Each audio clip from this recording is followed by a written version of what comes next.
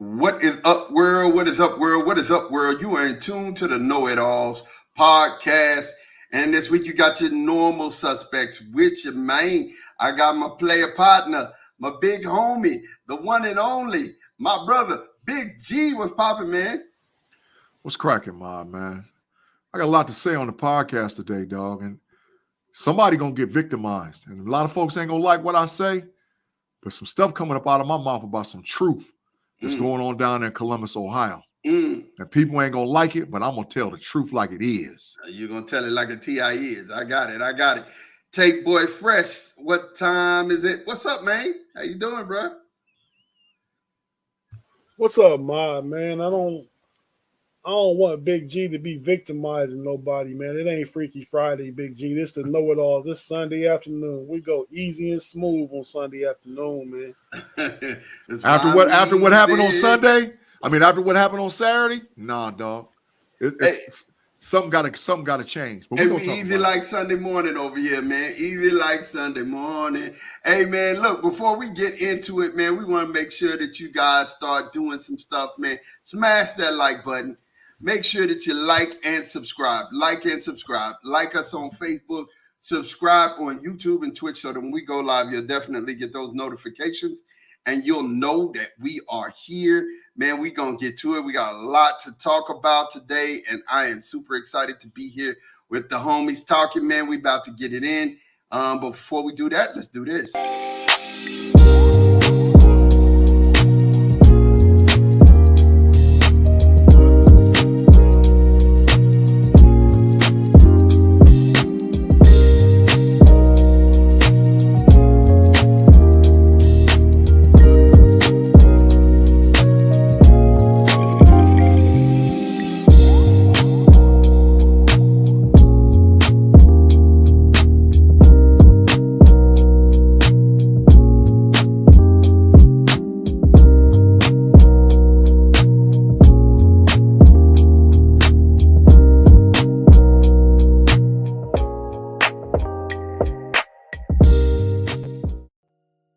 And we are back. We're about to get into it. You know, Big G got the Christmas tree going.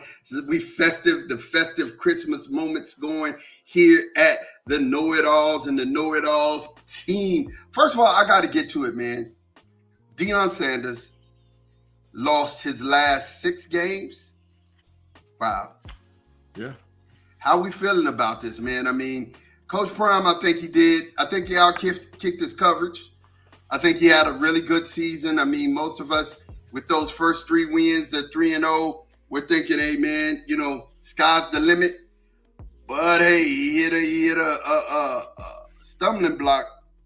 And I think it was kind of more than anything, I think it was the trenches. You know what I'm saying? But talk to me about this, Tate, man. Holla at me, Tate Boy Fresh. How you feeling about, what happened with Coach Prime? I'll say this. First and foremost, everybody in the chat, what is up? What's up, Afton? What's up, Tim? What's up, Gavin? What's up, Jay? What up, Claude? What's popping, man? Definitely, what up, B-Dirt? B-Dirt, what's popping, man? I live in Texas. You can see it, man. Horns up. But talk to me, Tate. How you feeling about Coach Prime and this first year with the Buffaloes? I'm not feeling any kind of way, man, because if I remember correctly with you and Big G, I told y'all, you know what I mean? They got off that little hot 3-1 start. Everybody got all their pom-poms out, wearing their gold and black.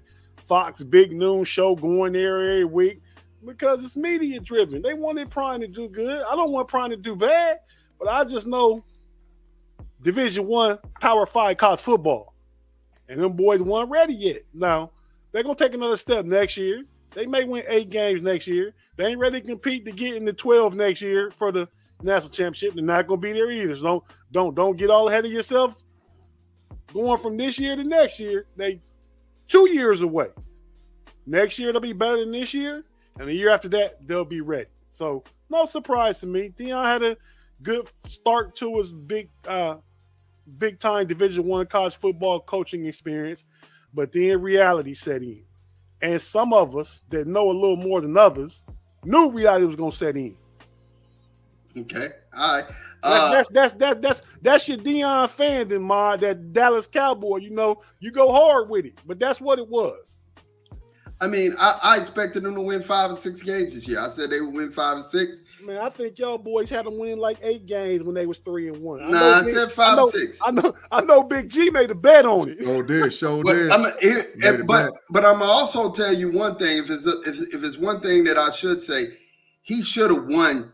There were 3 more games: Arizona, Stanford, and there was one more that was theirs. It was theirs. So he easily could have got to the 8, but shoulda, coulda, woulda, man. But G, talk to me, man. How you feeling about it? First of all, he lost 5 games by 7 points or less. That's true fact. You can look it up. So he lost 5 games by 7 points or less. Season 1 for Deion Sanders, it was cooked. Season 1 was cooked. He doesn't have the offensive line and defensive line play. And, oh, by the way, because this sort of ties to it, breaking news. Texas A&M hires Duke coach Mike Elo for their job at Texas A&M University. It just went down, literally, as we were on the air. Texas A&M hires Duke head coach Mike Elo. It's official and it's done. Well, I don't know what I think about that hiring. I do coach. He was good, and he complained about not having the NIL money, and talking about if he had the NIL money, he could get more people there. But I don't know if he was high profile enough to keep some of those recruits that are already there, and some that were coming. I think he's gonna have a big job in front of him. I can tell you that he's gonna have a huge job in front of him. Yeah. But swinging back to Deion, it's cooked season 1. Now, what Deion's got to do is he's got to hit the portal like he's never hit before. He hit the portal with skill positions this last time. So they leveled up, definitely, with skill positions for the Colorado Buffaloes. But what he got to do now is he got to go get some dog in them trenches. His offensive line and defensive line has got to level up. If they don't level up, Deion going to be sitting at 5 or 6 wins again next year. I love the Pac-Man in the level up in the ease. That's nice. That's good artsmanship right there. Yeah. Good craftsmanship. You built that. What's up, Thomas? Thomas is in the chat, man, and I'm going to say this. Thomas said something that I was wondering about, but I didn't. We'll see when the rankings come out. We're going to see when the rankings come out, right? Georgia's number 1. Michigan's number 2. Washington is number 3. Florida State is number 4. Oregon's number 5. Ohio State in the AP is number 6. Texas State at 7. I couldn't believe that. I felt like that Ohio State would have failed at 7, but 6 is a good place. I'm not saying they shouldn't. But we'll see when the bowl projections and the playoff projections come out. Because right now, this is what we're looking at, you guys. Right now, at this moment, in time, we're looking at the conference championship games that are about to happen this week. We have Texas versus Oklahoma State. We have Alabama versus Georgia. We have Oregon versus Washington. We have Louisville versus Florida State. And we got Michigan versus Iowa. I'll start with you, Tate. Give me your let's talk about it. Let's go ahead and go predictions. Give me your predictions here. Who you got winning these games, Tate?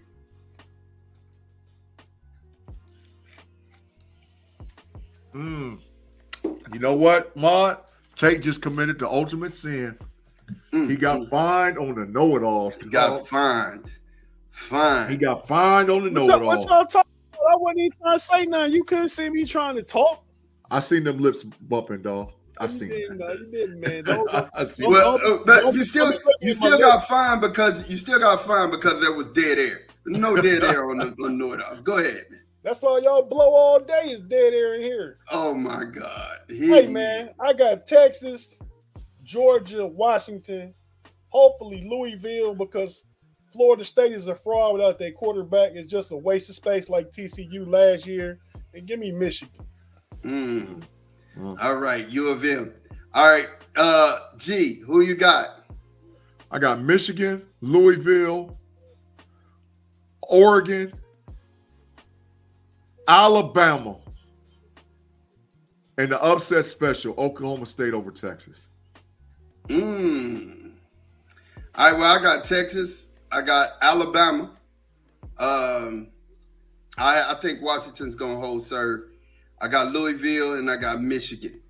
All right, so if we have those winners being by what you guys say, give me your playoff teams, man. Give me your playoff teams, Tay-Boy Fresh. Georgia come through clean. Michigan come through clean. Washington will come through clean. And then we looking at Texas, Ohio State. That's how I see it. Texas and Ohio State, I think, are the first two out. But well, so who you got in? I didn't say my fourth team yet. It's between Texas and Ohio State. So I'm going to put Texas in because if they win, they're going to be a conference champ. Got it. G. So my emotions will want the Buckeyes to have a backdoor shot like how we did last year to get into the playoffs. I don't know if that's going to happen this year. In order for Ohio State to make the playoffs, this is what has to happen. Texas has to lose to Oklahoma State. Louisville has to beat Florida State. And we want Georgia to beat Bama. So then that way there's not two one-loss teams in the SEC. But I don't know if that's going to happen. So my football knowledge and football head is telling me it's going to be Georgia, it's going to be Michigan, it's going to be Washington, and it's going to be Texas. Which means that I got the college football playoff prediction preseason right, everything except for Michigan versus Ohio State. Because I said from the beginning, it was Washington, Texas, Ohio State, Georgia. It's looking like it's going to be that, take Ohio State out, and pencil in Michigan from the very beginning. Yeah, I actually believe that Georgia's going to lose to Alabama, right? I believe Alabama's going to beat Georgia. Man, Alabama should have been out of there last night. If it wasn't for terrible coaching, they would have been out of there. We'll talk about that here. We're going to talk about that here in a minute. But I think Georgia's going to lose to Alabama, which Michigan will be the number one. I think Washington will be the number 2 seed. I think Louisville's going to be Florida State. So Texas will be in at 3. And I really believe Ohio State will sneak in there at number 4. There's absolutely no way. A lot of stuff's got to go down for Ohio State to get in. Listen, if Alabama beats Georgia, Alabama's the SEC championship. Or Alabama may make it just because they'll be in the champ. If they make it, then there's no Ohio State, right? There's no Ohio State if they give it to Alabama. No, if Bama beats Ohio State, they possibly could put two SEC teams. If Bama beats Georgia. If Bama beats Georgia, they could possibly put 2 SEC teams. You think they put 2 in? They could. Georgia and Bama could both be in. A one-loss Georgia team has a shot over a one-loss Ohio State team. I mean, they play. See, I would say Ohio State lost to the number 3 team in the country at home. Came down to the last possession. They lost by 6 points. If Georgia loses to Alabama, they probably losing to the number 17 and on a neutral field. I mean, so I don't know. I'm saying I don't know, but I'm just throwing that out there too. No, I mean, that's great stuff, mate. That's great stuff. It depends on how Bama Georgia looks. But and I'm gonna say this too. When the poll comes out on Tuesday, Michigan gonna be number 1. I'm telling you right now, the Wolverines gonna be number 1. Now that might flip-flop that last week when Georgia played Bama, but Michigan gonna be number 1. So now let's talk about this game, man. Let's talk about this Michigan-Ohio State game. Let's get into it, man. I would be remiss if I didn't give this first segment of the show to the Ohio State-Michigan game, which is one of the best rivalry games in football. That and the Red River rivalry is huge. So talk to me, man. Talk to how y'all feeling. Well, first of all, there's no game that rivals Ohio State, Michigan. So I don't care what region in the country. That, Big G. There ain't no game. How you threw the Red River rivalry in there? There's no game that's close. They ain't never both ranked in the top 5 for all the marbles at the end of the season. What are you talking about? We've been ranked in the top 5 a couple of times, a whole bunch of times.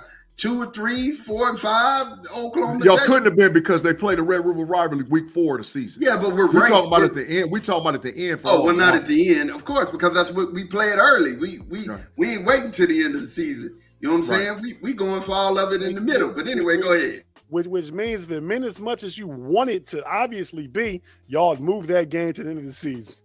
Well, they got no chance now because they're going to SEC. So that game ain't even going to mean nothing in the next 2 years anyway, because they got to deal with Bama, LSU, and A&M. So Oklahoma ain't even a focus no more. But as far as traditional and geographical rival, they still could move that game to Thanksgiving weekend. I think they're going. I remember when Texas used to play Texas A&M back when I was young. I remember watching that on the best little whorehouse in Texas, boy. Yeah, that was that's boys came up in there.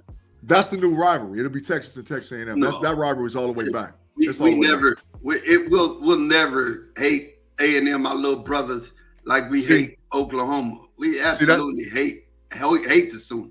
They're going to bias. But anyway, we're going to talk about Ohio State. Now, yeah, we need to talk about that. I'm going to be fair. I'm going to be totally fair. Congratulations to the University of Michigan. I'm a know-it-all. I'm a Buckeye. As you can see, Marvin Harrison Jr. is my angel at the top of the tree. So I'm a Buckeye till I die, right? But I got to give credit where credit is due. Congratulations to the University of Michigan. You proved it. It's hard for me to say. It's a hard pill to swallow, but I'm telling the truth. That's why I started out with the program by saying I'm going to tell the truth. Number 2, Ryan Day. Hey, bro. Listen, we got a lot of fixing to do if you're going to remain with the program. You're under immense pressure. Your family is under immense pressure. We're not even going to talk about what's going on with your son, your daughter, your family. You can't even go up and down the street where he lives on right now. There's video footage out there. State Highway Patrol is blocking his street. You can't go up and down the street, right? So you're under immense pressure. So you got one choice and one choice only. And if you don't change, it's adios muchachos, my friend. The bottom line is you got to get tough. And that starts with you getting tough at the quarterback position. Because however you like it, however you want to say it, Kyle McCord dropped that game. Because Ryan Day coached to let Kyle McCord drop that game. Now, there's competition coming. Aaron Nolan will be there in the spring. St. Clair might be there, and I'm telling you some inside information I know. He might be there. He might class up and be there in the spring. But the issue was we lost this game to Michigan in the fall when Ryan Day, you didn't make the decision to let Brown be the starting quarterback. I called for it, and I caught all kind of grief behind him starting Kyle McCord. And at the end of the day, it came back and bit us in the behind. So, if Day, you don't leave, if you decide that McCord is going to play, it should be open quarterback position starting at the bowl game. And moving forward in the spring, Mick Moriarty, hey, bro, we cut from the same cloth, dog. You do what you got to do to break that boy. And either you break him and he leaves because he ain't got it in him. It's called intestinal fortitude for a G-rated show. Or he becomes a dog, because that's what we got to have at that quarterback position is a DAWG. If not, get used to this mediocrity and this continued losses to Toon, like we like to call them around these parts in the OHIO. Tay Boy Fresh, is your floor, dog. Hey, man, I won't go as hard as you. Shout out to my Aunt Jackie watching all the way from Vegas. Hey, Aunt Jackie. Also, I think the game, Michigan just outplayed us. I mean, it was a tight game. I mean, talent-wise, we're better. Michigan made plays when plays need to be made. We talked earlier, Big G, every time J.J. McCarthy, pressure was on, he rolled to the right about 3 or 4 times this game. He made something happen. They couldn't get him. No plays made there. The interception McCord threw in his own end of the field was really big. That was a big factor in the game because Michigan came out there with 7 points. No plays made there. Ryan Day's decision to go for a 52-yard field goal at the end of the half, terrible decision. 4th and 2, 34 seconds left. Leave your offense on the field. Try and get the first down. 2 yards. You're the Ohio State offense. He let the clock run down. Michigan called timed out. The kicker took a practice swing. He made it then. But when the pressure was really on, when the real kick was on, he missed. Yep. There. And then finally, Michigan got the ball with 8:05 left, up 27-24, and Ohio State could not get off the field. Michigan ran the ball on them for 7 minutes. They took off the clock, and that was a fail. So at no point did it feel like Ohio State ever had control of the game. At no point did they ever have control. I felt good when they got back and made it 17-17. I said, well, now at least we're playing from even money, and we can see if we can go ahead and put some points on the board and come back and win. But that call, I'm not blaming Ryan Day. McCord threw a bad pass in the first half. That second half pass, he had to rush in his face. But yeah, man, they just outplayed us. And I saw that halfback pass that Edwards threw coming. I saw it coming. They hit them with that, and the tight end Loveland killed us. We couldn't match up against them. We don't have a true cover linebacker. I think we got to move Styles into that position next year, bring him up to the line and let him cover and take away the tight ends and all that stuff like that. That's what I think. Hey, man, I got one more thing before we move on off this topic, man. And I'm going to say this, man. The quarterback is the direct representation of the head coach. Kyle McCord played like a deer with headlights. He has all season. We've never seen him level up. And that just can't happen at Ohio State. It can't. He does, and you know he's always looking for Marvin Harrison. Right. He forces it to Marvin Harrison. Telegraphing. Yeah, that's why he threw that pick that cost him the 7. Correct. Facts. It's total facts. So guess what? Buckeye Nation, I'm trying to tell you. Day's on the hot seat, whether you like it or not. Where everybody thought he was going to vacate the premises and run down to A&M. Well, now he ain't got nowhere to go but the NFL, dog. And I don't know if he built for the NFL. I don't know if he built for that. Not a head coach. Then you got to deal with grown men. You got to deal with grown men. You know what? You wouldn't guess Mike McDaniel was built for it either. Facts. But he went in there and handled it. So listen, Day, and now look, like I said, this is the last point. Day at Ohio State, because the pressure is so immense, Day treats his own staff like they spies. He's worried about what's going to get out, who's there at the Woody, who's watching this, who's watching that, to where he's isolating alumni. Hey, Big G. Yes, sir. I think it's interesting because we talked about this already, but go ahead and let us know who some of the potential candidates to replace Day would be, because one of them I really like. Well, the number one candidate, if Day does decide to leave and vacate the premises, is Mike Vrabel. We're going to back the Brinks truck up at the Tennessee Titans, and Mike Vrabel, it's your job. Because guess what? If Mike Vrabel's the coach of Ohio State, we ain't going to get out toughed. I promise you that one. That's number one. Number two candidate is the coach at the University of Oregon. He deserves it. Dan Henning, I think. Yeah, he was an assistant up underneath Georgia. He's got that mentality. And guess what he done did in Oregon? He done made him tough. The third is, Wisconsin, who we already had as an interim head coach, Finkel. He's number 3. Tate said no way, but he's number 3. And the fourth is, he lost to Michigan his 1 year. They weren't good his 1 year there. And he went to Wisconsin. I don't think they had to turn around that Badger Nation was expecting either. I'm not saying he's not a good coach. He's just saying he ain't cut out for Ohio State, even though he's an Ohio State alum. Yep. And number 4 is Brian Hartline. I don't know if he's ready, but he definitely's got the recruiting pedigree.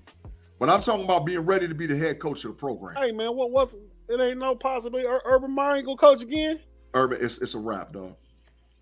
Well, I will say this. Gene Smith is officially out as the athletic director on the 22nd of December.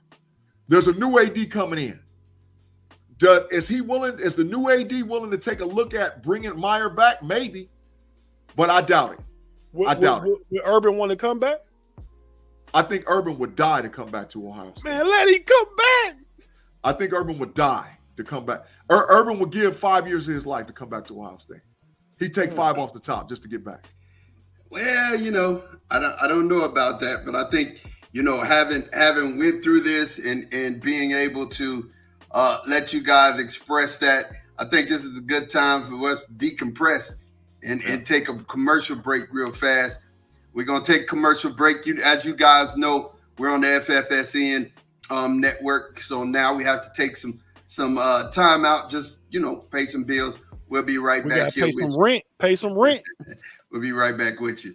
All right, give it some moment.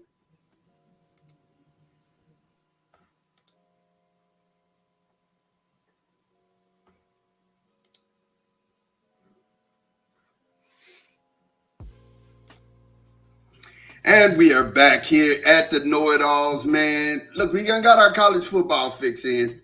We ready. My Longhorns, I just have to say one thing. We beat the brake shoes off of Texas Tech on Friday, 57-7. It was a statement win. Ain't got to say much about it. We just handled our business. Now we just got to go in there and handle our business against Oklahoma State and Gundy. And Gundy is out here just tripping. So we got if Bama beat Georgia and y'all handle y'all business, y'all in. We in. That's all you got to do. Everything's in front of you. But we had the Packers on Thanksgiving. They played the Lions. Wow. The Packers win 29-22. How you feeling about this, Tate? Because it's Detroit over everybody. How you feeling? 313 in the building. Everybody, man. Like you say, man. And I'm not a Detroit fan. I root for them because they're geographically close to where I'm from. That's why why I'm so blunt and direct, because Detroit in my blood, man. That's how them boys is up there, man. But Facts. Man, they just got caught sleeping, man. Detroit slept on Green Bay. Thanksgiving, ready to get home and get that turkey and get to eat and have a long, the Thursday to next Sunday break. And they just did one thing. They forgot to play a good game. Yeah. And Green Bay took advantage of them. Tay-Boy fresh in mind. Let me tell y'all something. Until Detroit levels up at that quarterback position, we're going to see this happening all the time. Jared Goff ain't him, dog. He ain't him. They got everything else.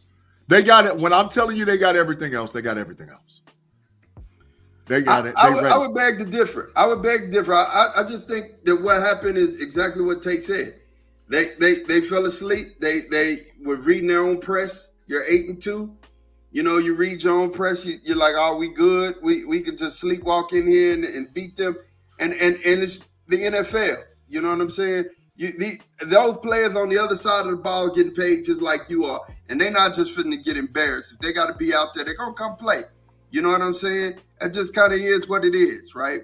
The next game was the Commanders versus the Cowboys. The Cowboys, of course, 45-10. We pulled out the whooping stick on this, man. We did what we were supposed to do. I hate when, and I'm going to address this. I absolutely hate this. This is something that I hate. Other teams, a team that played in our division that played the same teams. They played the Patriots, who were 2-8. They won that game, but they won that game by 5 points. The Buccaneers, 4-6, they won that game. The Commanders, they won that game. They played them twice, but they won that game by 3 points both times. The Rams, they won it by 5. The Jets, they lost 2, and the Commanders, again, like I said, here's the deal. This is all I'm saying. Don't move the goalpost. That's sneaky bias, dog. That's sneaky bias. Don't move the goalpost, right? You play who's on your schedule. And if it's a good win for another team, it's a quality win for us as well. If you're going to say it's a bad win, it's a bad win for both teams. And like I said, you can only play who's on your schedule. From week to week, you can't say, well, I want to play the best team. You play them when you play them. And when you play them, you hope you beat them. So it just is what it is. We came out, we played a good game. We whooped the heck out of them, got home to our family. We did what we were supposed to do, 45-10. That is what that is. Bro, that's sneaky bias because that was a backhanded comment towards the Philadelphia Eagles. Now, I know it. Tate Boy Fresh know it. That was a backhanded comment. You absolutely correct. You play who you play, but your criticism is about the Eagles beating those teams. Why didn't you say that the Eagles is beat this team and that team and this team and that team? You won't even say it. It's not even criticism, bro. What I'm saying to you is that look, if one team if you're playing the same teams, who's the one team? And what we all know. No. But the thing is, 49ers, the teams you mentioned, that team also beat the Miami Dolphins. Also beat the Kansas City Chiefs at home. They have some quality wins on their schedule. I don't know that Dallas has quality wins. They win the games on their schedule, all they can do. But I don't know if they have a quality win yet. We about to pick a couple of those up. We're about to see because, like I said, we got Seattle, Buffalo, Miami, and Philly. The next three. Khalid Gardner says you throwing shade. Don't you got Seattle? Yeah, we got Seattle. I said Seattle, Buffalo, and Philly. We got them next. Seattle is Thursday. Seattle's Thursday. We finna go on and collect that one. You know what I'm saying? I mean, we ain't played it yet. I'm talking about right now. Now, we finna collect that one. As of now, Philadelphia has played some of the same teams that the Cowboys has played. And the criticism, which I'll defend them out in this case, on a national scene, the issue is that the Cowboys get criticized for blowing teams out, and then the Eagles don't get the same criticism for playing close games against those same teams. But the issue is, and like Tate Boy Fresh said, when it comes to them dog teams, Dallas don't be winning, dog. We haven't. Not this year. Not this year. We have previously, but we just haven't this year. But that's okay. We get a chance to play some at the end of the year, and we'll see what we got. We're playing with house money right now. The 49ers beat the dog mess out of the Seahawks 31-13. Wait. 17 sacks, 7 turnovers in 4 games since the acquisition. Hold the bias sign up on yourself, Big G. Oh, absolutely. Yeah. I'm saying because they got the best 2 defensive ends in all of football. I'll say it. And so what? They came from the Buckeye Nation. They the best 2. How you gonna block them? You ain't gonna block them. It's impossible to block them. And they come. Well, okay, all right. So, you got any comments on this game before we move on? I'll double bias myself. Yeah. No, they did what they supposed to do. It's a divisional game. They handled their business. I mean, I think if Dallas go ahead and beat Seattle this Thursday, I'll give them credit for having a good win because that's a potential playoff team. Yeah. I got it. So here we go. We have the Dolphins beat the Jets 34-13. I thought that was just unfair. Just holding. Man, I feel so sorry for the Jets. Man. I do, man. I really do. I feel bad for the Jets. Yeah. They pushed it all in the middle on Aaron Rodgers, and it all blew up in their face. The Buccaneers Colts. The Colts won that one 27-20. The Giants versus the Patriots. The Giants got a dub today. They beat the Patriots. Hey, you got another W. You got another W picking them Giants, man. What the? Man, they was playing New England. Last week they played the Commanders. Y'all act like it's just a bad team beating another bad team.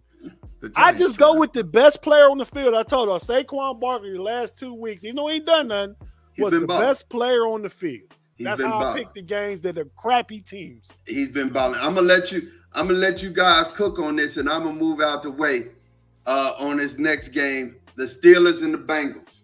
Finna let y'all cook. Talk to me. The Steelers beat the Bengals 16-10. Kenny Pickett 24 33 278. Najee was 15-99, one touchdown, and Freiermuth was 9 of 120. But man, hey, I'm gonna move out of here. Tate, you got the floor. Handle up. Hey man, the score 16-10 is not indicative of the Steelers actually controlled this game. 37 minutes to 23 minutes time of possession. Over 100. The Bengals had 25 yards rushing. The Steelers had, I believe, like 130 yards rushing. Steelers outpassed the Bengals by 75 yards. We finally got, for the first time in 58 games, I think since 2020, hit the 400-yard mark in total offense. Facts. So that's something we hadn't done in a while. I think the offense, like you said, Marlon, me and Big G talked about. Go check out that Mike Tomlin post-game press conference on Apple and Spotify on the Steel Curtain Network. Me and Big G did that as we have after every game this year. But me and Big G talked about on that the use of the tight end. Pat Fryer's had 9 for 120, 11 targets, but you also got to count Cam Hayward's receptions and Darnell Washington sighting too. Yep. He got like a 12-yard catch. So 6 yards after contact. He did. He was bulldozing some people, wasn't he? Facts. But yeah, man, so I'm pleased at the direction now. The next step in the offense is continuity to be consistent with what we saw today and put more points on the board. Tay-Boy Fresh, it's looking like that adios muchachos to Mr. Canada was the rhythm, bro. The adios muchachos, my friend, to Mr. Canada is looking like he was the problem. Now, we Steelers, we love him. Deontay Johnson, you got to step up, dog. Dog, you got to step up, bro. You out there tripping, you fighting, Minka Fitzpatrick. You got to level up, dog. You got to level up. That's a hidden gem. And if you don't level up, we got to move on from you, bro. I agree. I agree with Claude. If Joe Burrow play, they do probably lose, but they didn't put up enough points to beat Joe Burrow. That's why I said they got to develop that consistency and put up more points. But they would have made it hard on Joe Burrow, though. They beat Joe Burrow last year in Cincinnati. So, but I like I said, I was on with Tim Lyons and B Dirt on the Running Through the Jungle podcast, and when it was time to pick this game, I actually said if Joe Burrow was playing, I probably would pick the Bengals. But Joe Burrow's not playing. Yeah. And it's still, hey, listen, we 7-4, y'all. We 7-4 with the Cardinals next. Hey. And the Cardinals getting mollywopped right now. I picked them too. I'm trying to say it. I thought Kyler Murray gonna start to break out. I picked them this week. He about to make me lose. Yep. They in the Caleb Williams sweepstakes, without a shadow of a doubt. They painting their fingernails right now. We're getting ready for them too. Go ahead. Yeah. No, that's it, bro. I think, like I said, the Steelers. I ain't all back like, oh yeah, we gonna kill them. We going to Super Bowl. No. I just said, Tay-Boy Fresh said that Kenny Pickett had to the end of the season. I said he had a 2-game audition. KPA, you passed audition number 1. You passed. You get a B+ grade, a B and upgrade for your play on the field for the first time of the season. Now you got to level up again. You missed a wide open George Pickens, by the way, too. He missed a wide open George Pickens that was 6 on a crossing route. But we didn't see that little stupid quick across the zone. He missed a wide open Deontay Johnson, too, standing at the 5-yard line. Missed it. But it's gonna happen. He played better today. That's why I said Big G. It's about progression and just continuing to get better. He was with these new offensive coordinators, Eddie Faulkner and Mike Sullivan, his quarterbacks coach, as far as being coordinators, creating a game plan with those guys for Tuesday, Wednesday, Thursday, Friday. Man, I almost started crying when they threw the ball up the seam to Freiermuth into Washington, man. I almost started crying. Because I was like, man, we've been calling for this, man. It's like open all day. It's like the first play of the game. One of the first plays of the game, they hit Freiermuth for like 23 yards right up the seam. Right up the freaking seam, man. So come on, man. But like I said, we got a long way to go. But KPA, you passed. Number 1, you got to pass next week. You need to understand something. You know who's number 1 in the AFC right now? Baltimore Ravens. Jacksonville Jaguars are the first seed in the NFC right now at 8-3. Y'all are 7-4. This is a race, brother. Well, that's right now. If Kansas City come back and win, they go back to number 1. If Baltimore win tonight, they go to number 1. You looking at real time, and they finished their games and played their games. Yeah. So my point here is with saying what I'm saying is that it's so close, and everybody's all at the top. And you just got to take care of the games in front of you. That's it. Protect home, win on the road. Protect home, win on the road. That's what that is. The Panthers and the Titans today. The Titans won 17-10. I mean, hey, it is what it is. And I told y'all they're gonna fire Carolina Panthers coach. I'm telling you, they're gonna fire him. He's done. He's done. Hey, there go nephew. About it. There go nephew. Devar said KP8 looked inconsistent today, but played a lot better. I see you, Neff. How you look inconsistent? You got 72% completions, 24 for 30. That's not inconsistent. He might have missed some throw, but that's not inconsistent. That's the best he played all year. That's what he's saying. He missed some throws. That's what he was saying. He missed some throws. He left money out there. The Jacksonville Jaguars beat the Texans in a really competitive game. I watched that one. They were going at it. I'm going to tell you something. Tank Dell is a star. Nico Collins is a star. No. And CJ Stroud is the star. He's a superstar. He's a star. He is a superstar. He's top 10 in the league right now. He's a star, man. CJ Stroud. CJ Stroud's a star. Best quarterback in Texas. CJ Stroud is a star. But there's 2 top 10 quarterbacks in Texas, so I'll say that. He's not the best quarterback in Texas, but he's a good quarterback. He's not the best.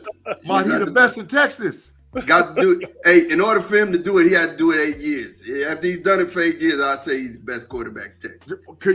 How many playoff wins has Dak Prescott got? Patty Mahomes ain't done it 8 years. Yeah, but Jalen Hurts ain't done it 8 years. Patty Mahomes got 2. He got 2 Super Bowl wins under his Justin belt. Herbert ain't done it. I'm just naming people in the top 10 that ain't done it 8 years, though. Thank you. Thank you, Claude. Not a superstar 10, 11 games. Matrix. Hit the block, Matrix. Put him in there. No, I agree with it. I agree with it. No. Claude, but how many playoff wins Dak Prescott got? Claude, go kick it with Neo. Yeah. But how many playoff wins Dak Prescott got? Here's the deal. Trevor Lawrence, 23 of 38, 364, 1 touchdown, 1 interception. CJ Stroud, 26 of 36, 304, 2 touchdowns. ETN 74 rushing and a touchdown. ETN was 20 carries, 56. CJ had 6 carries and 47 and a tutty. Nico Collins, 7 receptions, 104. Him and Tank are just unbelievable. And it's crazy. But they not even star receivers. He don't have a star receiver yet. I can't neither one of them was top 25 receivers. They're becoming that. These are both He's rookies. making them that. A great quarterback they're is a both force rookies. multiplier. These are all rookies that came in. They all came in Nico together. Collins ain't no rookie. Tank Dell is a rookie. Tank Dell's a rookie. Tank Dell is a rookie. And CJ Stroud said, I want that guy. They was working out together and told the GM, if he's available in the 2nd or 3rd round, try and get him. Yeah. I liked working out with him. Tank Dell is like that. Tank Dell is like that. We had the Saints. Tank Dell is from Houston. We know what it is. Yeah, he like that. Hold it up, Big G. No, come on. In the draft, we were all saying the same thing. Don't say that. Don't do that. I want to Tank Dell. I did want Tank Dell. We know Tank Dell good, but you stay on him because he's from Texas. Is he better than Zay Flowers? Or is Kenny Pickett? Is CJ Stroud made him look better than Lamar Jackson is Zay Flowers? That's what it is. If Zay Flowers was in Houston, Zay Flowers would be talking about the rookie of the year. I think Zay Flowers and Tank are the same, but Zay may even be a little better. But yeah, they're still really, really comparable receivers.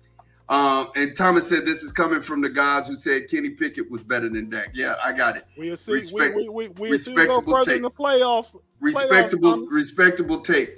The Saints versus the Falcons. The Falcons won 24-15. Can't believe that. I can't either, man. With Desmond Ridder starting. It's because I keep trying to tell y'all Derek Carr trash. He full trash. I don't know that he's trash. He's trash.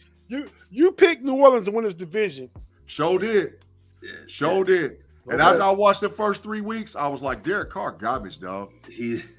Derek Carr is not all the way garbage. He's not. He's hot trash. I wouldn't say that. He's not playing well. Let's just say he's not playing well at all. Well, he wasn't playing well with the Raiders last year. He's not playing. At some point, it becomes a trend. A trend becomes what it is if it's going in the same direction. A trend and trash. A trash. Say the trash trend. Trash. He's moving it up. The last level is dumpster fire. He ain't there yet. But he definitely went from trash to hot trash. 37,757 yards. It don't matter. 227 touchdowns. It don't matter. And only 104 interceptions with a We're talking about this QBR of season. 91.5. Yes, he's having a bad season. Playoff wins. He's having a bad season. Playoff wins. I don't think he has any playoff wins at all. Exactly, trash. I don't think he has any. Trash. And keep, but you're making my case. He trash. Derek Carr, good brother, man. He a good brother, and he's Carr. just having a bad year. He's just having a bad year. His whole career is a bad year. Far as when it comes to winning. 37,757 yards. When it comes to winning, y'all big on empty calories, man. You know why? Because he be on that Dak Prescott. Man. He be on that Dak. Here we go. All right, so moving right along. We got the Rams at the Cardinals. The Rams are just taking it to the Cardinals, 37-14. That game, Puka Nook and them are acting up. Puka Nakua, I know that's his name, but he a dog. Puka dog. Yeah, Matthew Stafford, 25-33, 229, 4 touchdowns, 1 interception. Kyler Murray only had 19 of 36, 178, and one tutty. Hey, Kyler Murray gonna get traded, dog. I don't know who. Somebody gonna take that contract. Kyler Murray out of Arizona. They can hope if they can only hope to get into the Williams fiasco. They in it. They got Houston picked. They in it. Plus they own. Houston Houston is 5-5. No, they got 6-5. 6-5. Yeah, they were 6-4 coming into the day. They would have been 7-4, and whatchamacallit would have been Jacksonville would have been 7-4. Arizona got 2 picks. Chicago got 2 picks. They both in it. Regardless of how whatever. They can put them 2 picks together and jump up. They both in it. Oh wow! He said Kyler Murray equals Cook. I see Facts. you, nephew. He's cooked. He's cooked like a Thanksgiving turkey. Man, this is the thing that's perplexing me. What happened to DTR, man? 14-29, 134, 1 touchdown. He got hurt. He got cracked. The Browns 7-3 are going down right now to the Denver Broncos, who 24-12. DTR got hurt. He got cracked. Oh man. Yeah, he got cracked. I watched the play. He got lit up like a Christmas tree. Wow. The Broncos defense, that Broncos defense dangerous, dog. Wow. They dangerous, man. They might be top 6 or 7 defense in the league. Overall. I mean, I don't know what y'all thinking, but they defense nasty. At the end of the third, Big G, 24-14. The Buffalo Bills over the Philadelphia Eagles. Josh Allen's 23 of 39, 277, 1 tutty. Jalen Hurts 8 of 16, 84 yards, 1 touchdown, 1 interception. Josh Allen 6 of 63. There's the secret sauce for the Buffalo Bills. That's it. Josh Allen running the ball. That's the secret sauce.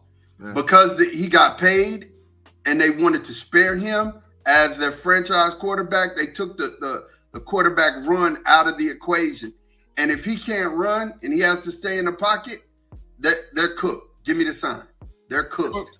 They're cooked. You think they cooked if he can't run? If he can't run and he has to stay in the pocket, they're cooked. The secret sauce for the Buffalo Bills, for him to, they don't have a running game. He is their running game. And once he runs, Big G, it's important. What's that? What's cracking? I just want Big G to draw a picture of a chef on the cook sign, man. I got you. It's too blank with just the cook. You need a chef on there, man. I might put a turkey. I might put a baster. Magnifico. Yeah, I'm gonna put a baster or a turkey. I'm gonna put all kinds of stuff on that sign. I like it. DeAndre Swift, 10 carries, 60 yards. Devontae Smith is 3 of 53, 3 catches for 53 yards. The Chiefs right now are over the Raiders 28-17. I'm going to tell you, your boy had a big game today. Josh Jacobs, 20 carries for 110. He getting at it, man. He getting at it for real. And, man, the Raiders and the Chiefs hate each other, bro. No, I don't care who puts on those uniforms. The Raiders and the Chiefs hate each other. They don't like each other. That's real. That's real hate. It's real hate. Yeah. Facts. He said Peyton or the Texas coach may win. The Texans coach will probably win Coach of the Year. No, the Texans coach will win Coach of the Year. DeMeco Ryans, if they make the playoffs, DeMeco Ryans will win Coach of the Year. If Sean Payton come back and make the freaking playoffs, Sean Payton won't play Coach of the Year. Sean Payton got the Denver Broncos balling. Yeah, but that's because they was 1-5, but it wasn't no expectations for Houston to be good and D'Amico Ryan got them compete. None whatsoever. I think that'll be the difference, and if it comes down between them two. None whatsoever. You got the Ravens and the Chargers tonight. Who we got winning that game? Hey, man, it should be the end of the story and adios muchachos for Staley. We've been calling adios muchachos for that boy for a minute. Bring the adios muchachos. This is the first time that we got it. We need to bring that up. Let's see it again. Adios muchachos. Adios muchachos, my friend. I expect the shootout. Joe Burrow was great. Carve Baltimore up before he got hurt. Justin Herbert will come in there, screen passing to Eckler, Keenan Allen. Yeah. Hopefully Mike was. I got the Chargers winning this game, man. I definitely would take the points. They're the home dog, but I got the Chargers winning the game outright. Tate, I'm going to tell you how they could do it, bro. You and Mon, I'm going to tell you. They got to feed Austin Eckler, dog. Austin Eckler needs like 20-plus carries. If Austin Eckler get 20-plus carries and he hits them in a screen game, they'll beat the Ravens because the Ravens ain't got no answer for that. I'm going to tell you, that's the secret sauce of the Chargers offense anyway. You've got to get Eckler involved in the running game, and you got to get him in the screen game. That's it. And unfortunately, that offensive coordinator doesn't believe in getting running backs involved in the running game. He'll get them in the screen game and get them going all day long, but he likes vertical passing. Big He loves it. Bias sign, hold it up. For what? I missed the bias. What's the bias? He's taking shots at Kellen Moore. I'm just saying. That offensive coordinator, but we were talking about Kellen Moore. Yeah, that offensive coordinator, he don't believe in running the ball. I'm looking at the Broncos and Browns. Denver just beat the brake shoes off of Walker, dog. he got up, but they had to dust him off, bro. They asked him, where you at? They hit him with some salt. They was like, where you at, dog? Because they're out there killing him. They already done killed DTR. Now they killing Walker. They're killing it. Isn't it funny, Tate and Big G? I was just talking about this today. I had 8. By the time I got to college, playing college football, I had 8 concussions. And all they used to do was hold the smelling salts in front of our head, let our eyes get back from being crossed, and send you right back in the game. Where you at? Where you at? You had to that's it, man. It's like back in the game. It's no wonder the Jokers had CTE, man, because it's like, they didn't care about that. But now I think it's good. I don't know if they didn't care. I think they just know more now. They just, they just know. I mean, Coach didn't give a dang, man. I don't care what you say. You call my name right, and you knew where you were at. You were back in the game. You were back in the game. Another question, it could be scarce. Tate, you know how many times I just had to chase the man in the middle because I was seeing 3 of them. I had to chase the man in the middle, dog. I'd have been there. Man, I'm telling you, it's like I was saying that today. I completely understand and believe it. I just don't think it was one because they didn't care. Just because now much more studying is going into it and much more stuff over the year from that movie with Will Smith when he was in Pittsburgh playing the doctor, not playing the doctor, about the doctor. Just so much stuff has come out, and the NFL know, and they know nowadays they get sued big time. Yeah. The studies that they did on Mike Webster's brain was unbelievable, and I'm glad they made that to a movie to bring it to the light for people because his brain was mush. And I'm absolutely glad. I'm absolutely glad that they changed helmets too, right? They changed and improved the state of the helmets because them little thin things that we would have. I was busting face masks and everything. Dog. It was crazy, man. It's crazy to think that, I really believe the Lord saved my life because when I got in college and, the hits became so much hard, you don't really understand the difference between college football and high school football until you actually play college football. The difference is night and day. Everybody in college football are just as fast as you are, and they're strong as you are, and they're hitting you coming from everywhere, and it's a whole other thing. Like I remember Coach telling me, "Hey, you can't go north and you can't go east and west in college. You have to go north and south, and you'll be able to use your speed." And I tried to east and west and got popped. When I got to JUCO, I was 17 years old. When I got to JUCO, there were some grown men that I played against in junior college. They were 20 and 21 years, fully developed bodies, fully everything, grown men. Hey, I was not 21 years old and I was done with college. I never was grown. I remember, Big G, when you went to JUCO, man, was shortly after y'all father passed away. Yep. And I mean, it was like, wasn't it like June of 90? Yep. June of 90. I remember, I slapped you in the back of the head. Big G said, go get him, big boy. Hey, I handled my business at junior college, bro. I handled my business. I did what I was supposed to do. No, I'm gonna tell you something. My brother was nice. My brother was nice, but that came from the late great. I mean, the crazy thing is, Tate, this man put us out in the front. Now I was fast. Like, I was, 5'10", 220, ran a 4.5 40, right? Sean was fast for a guy his size, probably 4'7", went every bit of 4'6", 4'7", right? I don't know.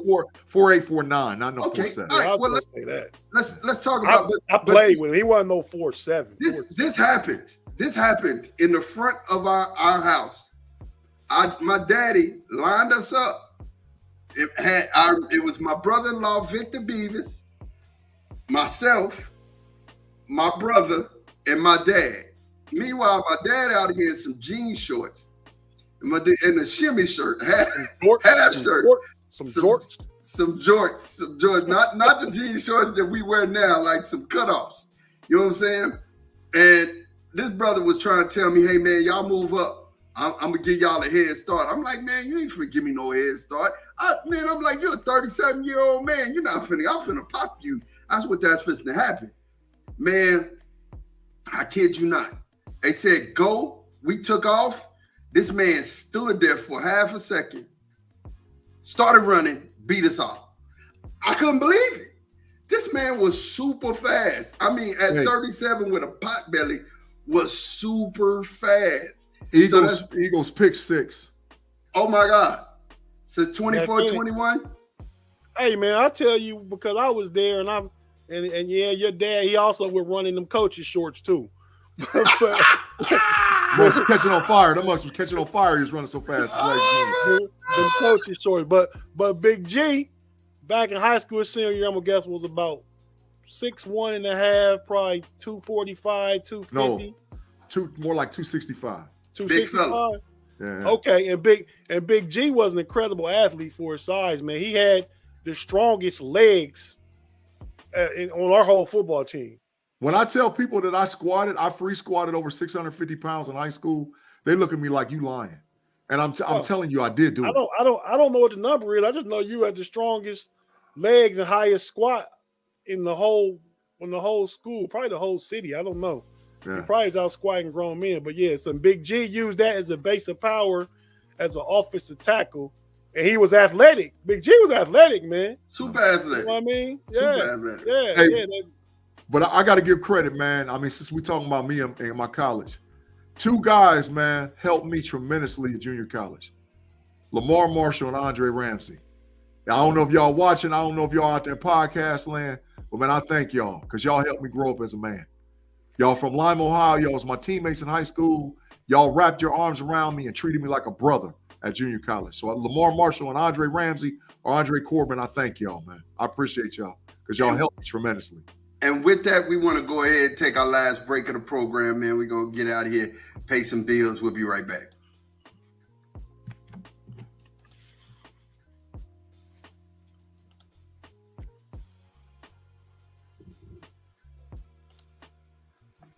And just the Eagles just got another turnover and got the ball back. They got a touchdown. They just scored again. They just got a touchdown and just scored again. They just scored. Yep. 28-24.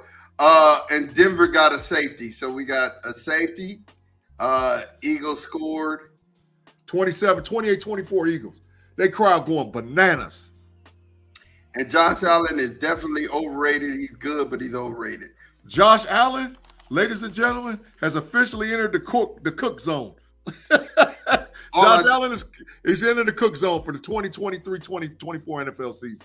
All I do know is he's thrown 11 picks. He's thrown. He said, if you guys would have played any team from Western PA, you would have got kicked. Could you please put him back in the Matrix, please? Yeah, I don't even know who comment that was. Now I know who it is because G said the Matrix. But I was going to say I know that's from Claude. But let me tell y'all something. Thank you, Ma. Thank you for putting him in the Matrix. Claude, you can't ever get out. What's wrong, Claude? You can't ever get out. Claude, my senior year of high school team, we were Final Four. Big G. Tell him about the GMC back in the 80s. He don't understand. We were Final Four state semifinalists and lost to Cincinnati Moeller High School, the defending state champions, 31-28 in triple overtime my senior year. The GMC had Cincinnati Princeton, Middletown, Moeller, Lakota, Fairfield, Sycamore, Milford. I mean, come on, dog. There was state champs. Do you realize the competition? Big Daddy Dan Wilkerson. I mean, do I got to keep running down? It's all right. It's all right. Johnny Mattress. These are dudes. Jeff Cothran. These are dudes we played against in high school. It's okay. Come on, dog. He don't get it. Come on. There went Pennsylvania. Claude, what happened in that all 33 game when Ohio played Pennsylvania? My senior year, what happened? Skull Dragon, 33-14. Get up out of here. We beat the brake shoes off of y'all. I remember that you was there. Mark Dog was in it too with you, wasn't he? No, the year next, Mark Dog was in it. Okay. Yeah, 33-14, smashing. Get up out of here, dog. Yeah, it's okay. I mean, Claude is still the Ohio All-Star high schools beat Pennsylvania high school All-Stars 33-14. I thought that's what it was. Get up out of here. He's saying he hollered that. It's Google it. Google it. It's all right, Claude. You still in the South. You still in the South. You still in the Matrix. I'm not gonna pull you out just yet. I defended you earlier, but you making me look bad. You know what I'm saying? I just can't do it. All right, man. We finna get to the part to where we gonna give our parting shots, man. We gonna definitely get in here. We're going to start with that boy, Tate Boy Fresh. And if you don't know, now you know. And if you don't know, now you know. And your finals, your parting shots here, man. Talk to me. I forgot about that, man. If you don't know, now you know. But nah, man, I'm just going to say, man, and this is really just off the cuff, man, because I know it's something that you always want to dispute, my. But, I mean, you keep watching, you keep looking at this freak of nature, this marvel, maybe one of the best athletes of all time across any sport, LeBron James, still doing his thing, and he's going to be 39 in less than a month, Going to be 39, man. The old man been pushing 40, man, averaging about 25, 6, and 6. The greatest 38, 39-year-old season of any player in NBA history. Kareem Abdul-Jabbar, Michael Jordan. The best of the best aren't doing it at this level of sustainability at the age LeBron is now when they were that age, or just the consistency as long. Yeah, okay, we know Jordan has some of the greatest seasons of all time, and there is those that think he's the GOAT, and he very well could be. But he ain't do it this long, this consistent, this great. That's all I'm saying about it, man. So, because look, right here. Where he at? Where my thumb at? Right there. You see my boy over there, man. LBJ. LeBron, just see, I got Kareem up there too. You can't see Jordan because he's behind my chair. I got Jordan up there too. But still, man, I got that. I can't get this right, man. Where? What I'm trying to do, man. Oh, right there. That's my sister, President Obama. That's Troy Polamalu. That's Terry Bradshaw. But this is about LeBron James. LeBron is the GOAT. Don't jump in on my thing. If you want to make your parting shots about Jordan, then you can rebut. But if not, just be quiet and I'm gonna pass it to Big G. Appreciate you, Tate Boy Fresh, man. Hey, man.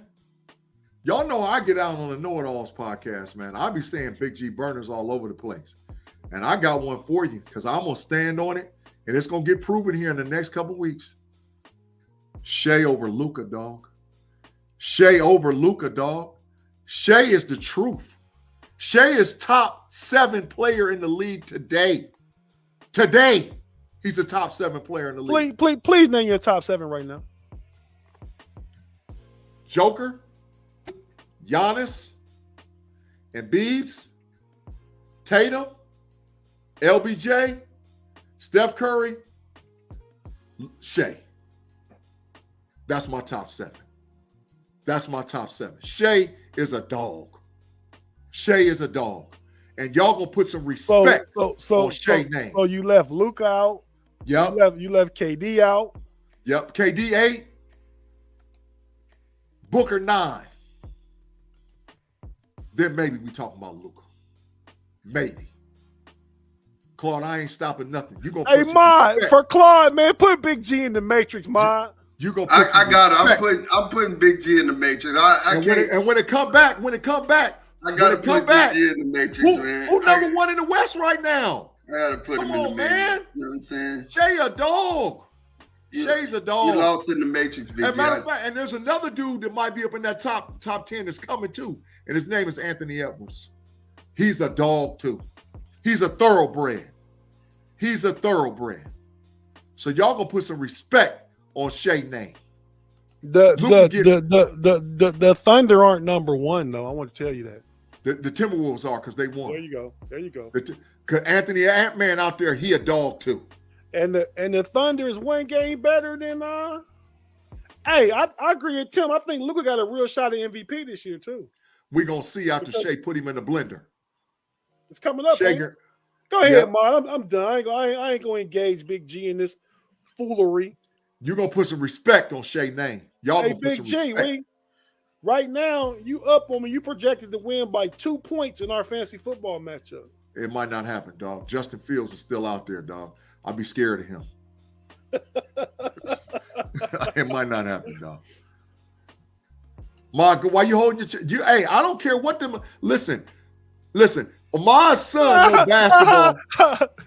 My son know basketball in this game. And his son said the same thing. Tom said you need to be checked for CTE, Big G, basically. And after Shea make you put some respect on his name, then we gonna see.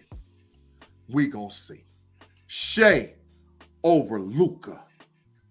I feel like you wasted your time on that sign. I was just about to ask you. Actually, took time to make that. I feel like you wasted your time on that sign, and I bet you thought while you were coloring it the whole time they gonna love this. Hey, son, no, absolutely not. You know, I don't get that. Like, that's not even a popular opinion. I don't care. It's an opinion, but.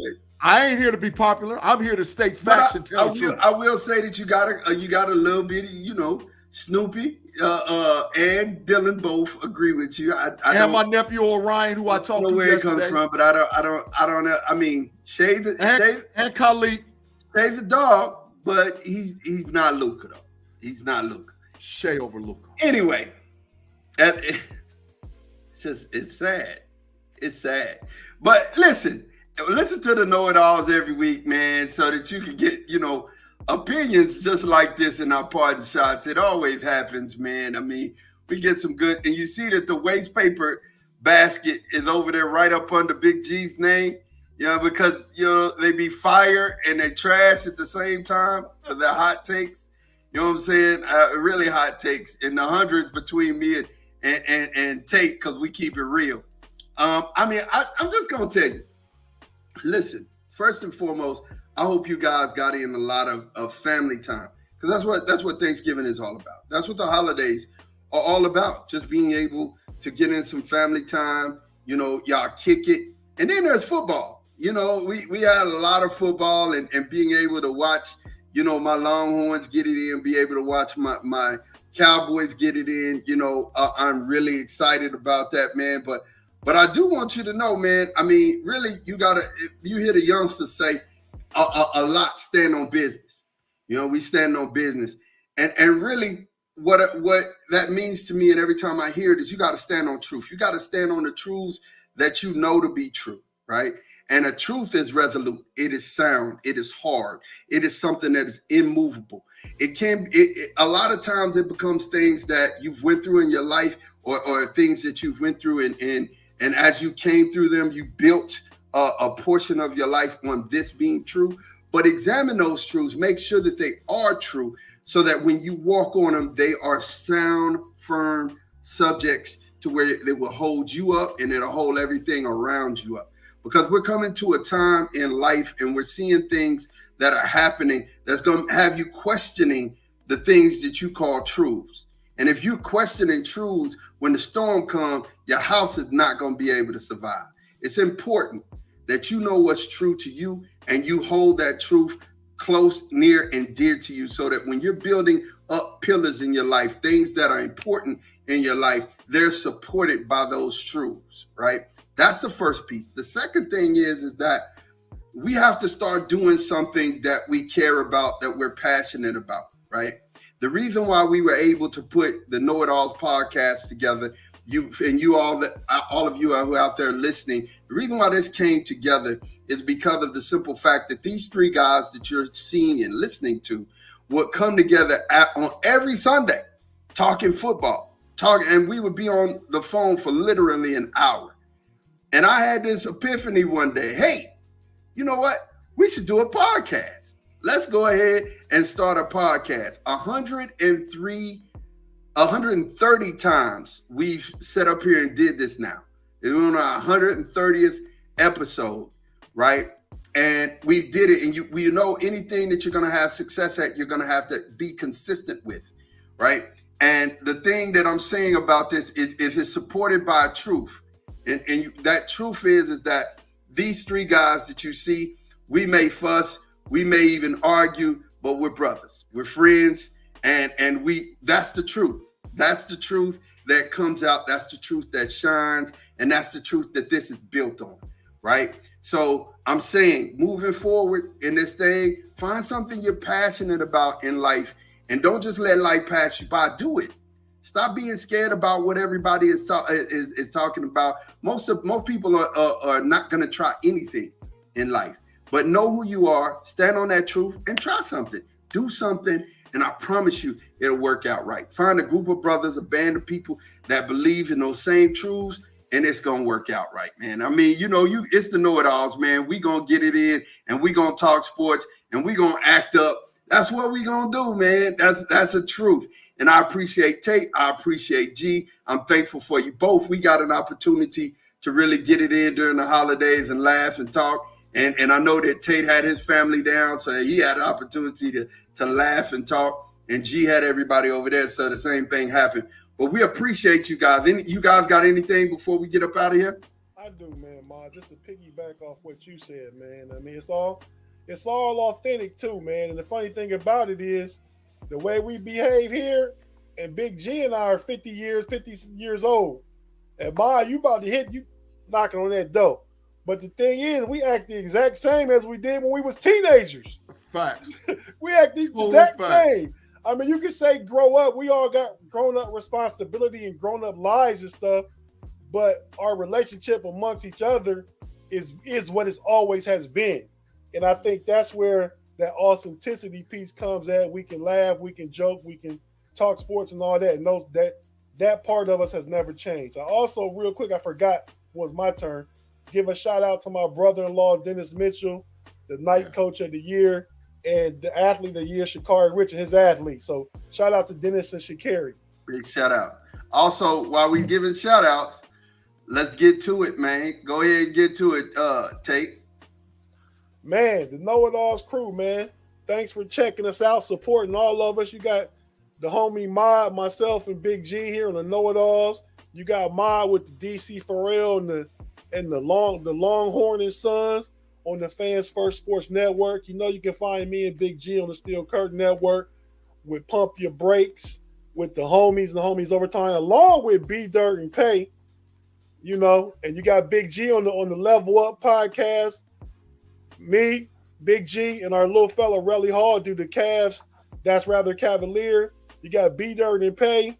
B Dirt holding down the Running Through the Jungle podcast. Pay holding down the Bear Claw podcast. And they both give you that bad information on Pay Dirt. So check them out. Yeah. Pay Dirt be tripping sometimes. Hey, man. I said the other night, them jokers wouldn't even pick the Michigan Ohio State game. They stayed away from it. They picked Iowa versus Nebraska. My brother said, man, because he's still here, he's downstairs watching Philly now. But he said He said they the Floyd Mayweather of picking. Ducking and dodging and ducking. Hey man, I got one last thing I want to say before we get off the pod. And I'm just riding with my brother with mine with this. You know, family stuff is important. So to saying all that, you know how Big G get on. If y'all don't have the game, Uno No Mercy, you need to get Uno No Mercy, and you and your family need to sit down and play that game. I had more fun than I've had in years playing a game with my family and playing Uno No Mercy. It is going to become a staple and a regular in my household because we had so much fun. We played a lot of games. You know, we invested a lot of money in board games and all whatever else. We had fun. But that Uno No Mercy took it to a different level. So make sure you spend time like that doing stuff with your family and friends because you only get one lifetime, man. So you need to enjoy it. And we played games. I endorsed Blank Slate. Very fun. Boss. I won at Blank Slate Friday night. I think 2 games. I won poker. I took all the money Friday night. But then we played yesterday a couple more times. And I lost every game since that Friday night. So, but yeah, I got one not positive thing to say. Listen, don't do that no more. If y'all gonna have a halftime show, please don't do what you did with Dolly Parton. I'm asking. Please don't. Come on, man. Hey, don't do that. Hey, Tate. I lit Mod and the rest of my Dallas Cowboy fans, family fans up. I said they had a callback and a throwback to Dolly Parton for the last time that the Dallas Cowboys won the Super Bowl. I'm just not saying they brought one of their cheerleaders back. No, I'm just saying she had to hold on to the star to move and don't put in the cowboy outfit.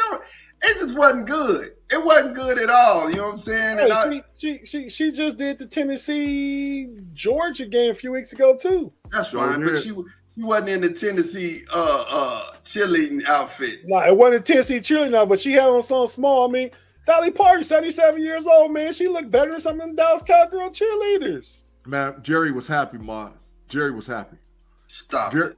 Jerry had lust in his heart, dog, for Dallas. He probably did. Stop it. Jerry probably had lust in his pants. Bye, man.